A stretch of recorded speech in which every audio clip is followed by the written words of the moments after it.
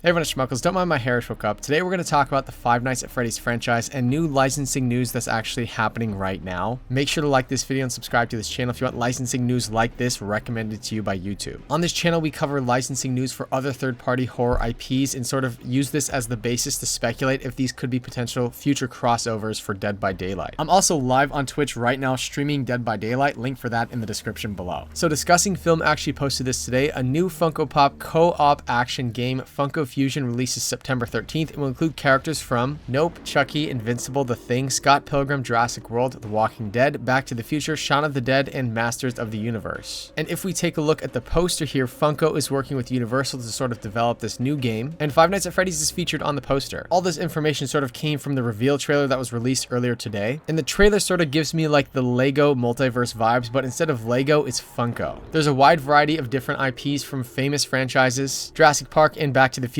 to name a few. At the end of the trailer, they showcase all of the third-party licensed IPs that are going to be in this new Funko Fusion game. And Five Nights at Freddy's is actually on this list. Last we talked about Five Nights at Freddy's, there was an official licensed Roblox game that was leaked. Someone accidentally released the game, Scott made a statement about it, and as of right now, that game is no longer available, but it's going to be available in the future. So Five Nights at Freddy's confirmed is going to be collaborating with Roblox in the video game space. And now Five Nights at Freddy's is going to be working with Funko for the Funko Fusion game. Granted, Five Nights at Freddy's already was collaborating with Funko. Like there's Five Nights at Freddy's Funko Pops available out there, but this year for the first time, we're seeing the FNAF franchise collaborate as a third-party license in other people's games. Both Funko and Roblox are bringing in Five Nights at Freddy's as a third-party license, and I'm pretty sure that this is the first time that FNAF has ever actually done that. Yes, Scott has teamed with different development teams to help develop his own games. I'm thinking of Steelwool Studios for FNAF Security Breach, but this year we're seeing twice for the first time ever Five Nights at Freddy's being licensed into somebody else's video game. And this is precisely the type of collaboration that would be required to bring in FNAF into Dead by Daylight. So I'm guessing Scott Cawthon Games, along with the licensing agent Striker Entertainment, is behind both of these collaborations. FNAF's big 10-year anniversary is coming August 2024, so who knows, maybe that's why Scott's being more open. But as time goes on, we can sort of see that Scott's being more open to these sort of collaborations. At this point, it's not even guessing whether or not Scott's becoming more open. We have actual hard evidence for this. Working with other brands to bring toys like Funko Pops was the first step, and then in the world of collaborations, the second thing that sort of happened was Scott actually went to third-party devs to help develop his own games. And now we're seeing Scott collaborate twice with two major brands, Roblox and Funko, and bring in FNAF as a third-party license into their world. This Funko game is literally a multiverse sort of like Lego, and Dead by Daylight is sort of seen as the multiverse for horror. So is this sort of the final step to sort of proving that Scott could potentially be open to licensing FNAF into Dead by Daylight? Personally, I think that new news this year for Five Nights at Freddy's makes a pretty compelling case. I gotta be honest, I feel like D&D Vecna or some sort of Vecna chapter is still the frontrunner for the anniversary. There's really been nothing to debunk these leaks. We've kind of been getting responses from devs, and I don't think the devs would even acknowledge the videos that we're posting about this if there wasn't some truth in it. There's nothing actually confirmed by behavior or any of the developers at Dead by Daylight that Vecna is the anniversary chapter, but to me it seems like what's most likely. I will say that if there's any way that these leaks are not true about Vecna being the anniversary chapter, FNAF does seem like it actually could have a shot at being Dead by Daylight's anniversary, because obviously both of the third-party licensing collaborations make a pretty compelling case, as well as the fact that the chapter would be roughly around the timeline of the Dead by Daylight anniversary. We're expecting to see the anniversary live stream and the reveal of the PTB in middle of May. If behavior follows the timeline that they've done for previous anniversary streams, we're looking at May 14th or May 21st as that PTB and anniversary stream date. Then the live release would come actually 3 weeks later. Let me know in the comment section below what you think about all of this. I'd like to know what you think is most likely the anniversary chapter for Dead by Daylight. And that could only really be based off the potential leaks, the rumors, the licensing news for each IP, as well as the likelihood of it actually being an original chapter. Make sure to like this video and subscribe to this channel if you want discussion videos like this recommended to you by YouTube. And a reminder, I'm also live on Twitch right now streaming Dead by Daylight, link for that in the description below. That does it for this video. Goodbye.